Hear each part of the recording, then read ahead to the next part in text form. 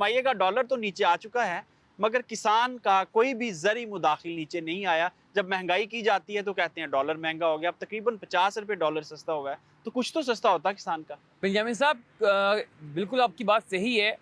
Fertiliser, pesticide कुछ भी सस्ता नहीं हो रहा, बल्कि पेस्टिसाइड में तो पिछले एक माह के दौरान डॉलर में कमी होने के बावजूद मल्टीनेशनल ने अपने कुछ प्रोडक्ट में 15 से 20% इजाफा किया है।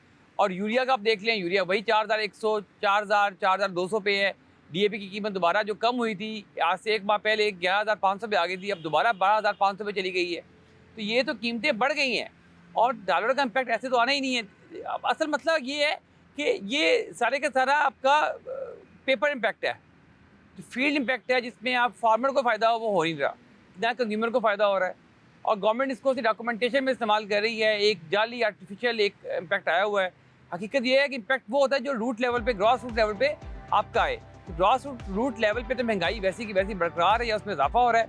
आप और फर्टिलाइज़र का तो मैं इस वक्त बता रहा हूँ, गंदम के लिए शदीद तशवीश की बात है कि यूरिया इस वक्त दोबारा 4100 और डीएपी 12500 को दोबारा चली गई है। अच्छा, डीएपी अगर कम इस्तेमाल हुआ तो सैम साहब कितना खर्चा है प्रोडक्शन कम होने का?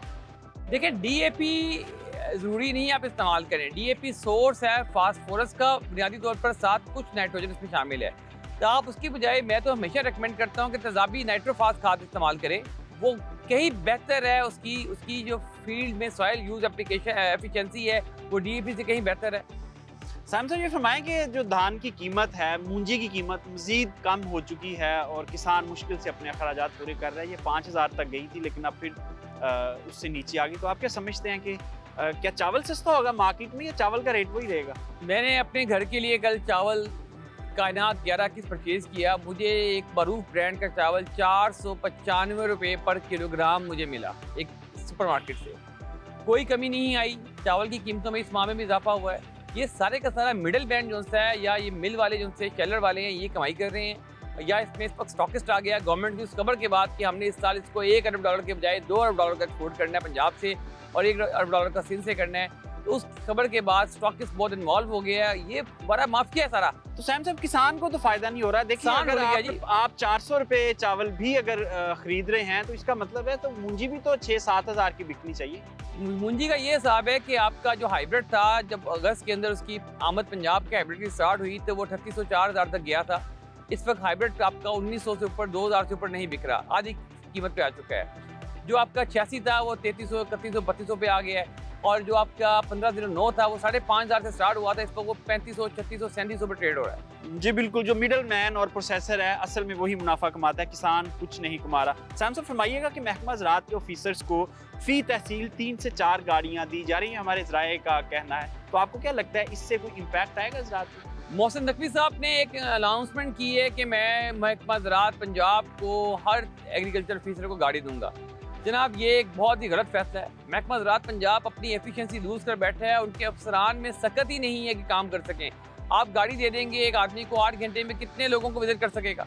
इसके बजाय आप अगर देते हैं, और आप 137 तहसीलें हैं पंजाब की, आप गाड़ियाँ देते हैं, आप अरबों रुपये का खर्चा करते हैं, उनकी मेंटेनेंस, व्हीकल, पेट्रोल, ड्राइवर रखेंगे आप, उससे बेहतर ये है कि आप कॉन्ट्रैक्ट के ऊपर एग्रीकल्चर इंस्पेक्टर रखें, ग्रेड 16 के ऊपर, उनको बाइक दें और एक यूनियन काउंसिल में एक एग्रीकल्चर इंस्पेक्टर आपका हो लड़का। वक्त हमारे साथ असलम चौधरी साहब मौजूद हैं, उनसे पूछते हैं कि आइंदा हफ्ता मौसम कैसा रहेगा पाकिस्तान का। अस्सलाम वालेकुम सर, फरमाइएगा। आने वाले वीक के दौरान मौसम की सूरत किस तरह रहने का इम्कान है? इस्लामाबाद में सुबह पंजाब के अक्सर मकामात पर बारिश और ज़ालाबारी का इम्कान है। इसमें अपर पंजाब में, जिसमें Potwar region, Gujranwala division, Lahore division, इनमें मूसलाधार बारिश भी हो सकती है। कराची में मौसम जुज़वी बदलू रहेगा, जबकि सिंध के गोट की सखर, उमर के कोट, जामशोर, इनमें बारिश का इम्कान है। बलूचिस्तान के बेशतर इलाकों में मौसम खुश रहने का इम्कान है, जबकि कोयटा, नसीराबाद, बारखा वगैरह इनमें बारिश हो सकती है। पेशावर समेत केपी के अक्सर मकामात पर बारिश का इम्कान है, जबकि अपर केपी जिसमें मालाकंड, पेशावर, मानसेरा, सवात वगैरह शामिल है, इनमें मूसलाधार बारिश का भी इम्कान है। नादल एरियाज और कश्मीर में मुख्तलिफ मकामात पर बारिश हो सकती है, जबकि स्नोफॉल के साथ कहीं कहीं मूसलाधार बारिश हो सकती है। जी जी सर ठीक है, सर्दियों की आमद है, ज़रा बता दें कि टेम्परेचर मुख्तलिफ एरियाज़ में क्या रहने के इम्कानात हैं। जी, अगर टेम्परेचर की बात की जाए तो आने वाले वीक के दौरान टेम्परेचर थोड़े कम होंगे, क्योंकि जो रेनी सिस्टम है इससे टेम्परेचर फॉल होने का इम्कान है। इस्लामाबाद में maximum temperature 30 degree centigrade, Lahore में 32 डिग्री सेंटीग्रेड, कराची में 33 डिग्री सेंटीग्रेड, कोयटा में 28 डिग्री सेंटीग्रेड, पेशावर में 29 डिग्री सेंटीग्रेड, गिलगित में 26 डिग्री सेंटीग्रेड, जबकि मुजफ्फराबाद में मैक्सिमम टेम्परेचर 30 डिग्री सेंटीग्रेड तक रहने का इम्कान है। जी असलम साहब, आपके वक्त का बहुत शुक्रिया। साइम साहब फरमाइएगा, गंदम का सीज़न भी शुरू हो चुका है और बारिशें भी मतवक्के हैं, किस तरह देखते हैं मौसम को? देखिए, इन बारिशों की वजह से जो सबसे ज़्यादा नुकसान होगा, जो आलू की बिजाई जहाँ नहीं हो सकी वहाँ तखीर का शिकार हो जाएगी, राया की बिजाई जहाँ नहीं हो सकी, सरसों की बिजाई वहाँ तखीर का शिकार हो जाएगी। लेकिन गंदम को बड़ा फ़ायदा हो जाएगा, क्योंकि इसकी वजह से वतर अच्छा आ जाएगा और गंदम आपकी अच्छा स्टार्ट ले लेगी।